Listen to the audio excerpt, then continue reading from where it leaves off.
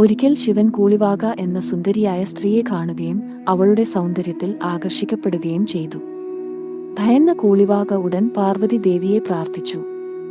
പ്രത്യക്ഷപ്പെട്ട പാർവതി ദേവി അവളെ ആശ്വസിപ്പിച്ച് മുൻ ജന്മത്തിൽ ഗണപതിക്ക് മുലയൂട്ടാൻ ശ്രമിച്ചതിന് ലഭിച്ച ശാപത്തെക്കുറിച്ചും അടുത്ത ജന്മത്തിൽ ശിവന്റെ പുത്രനെ വളർത്താനുള്ള വരത്തെക്കുറിച്ചും അവളെ ഓർമ്മിപ്പിച്ചു.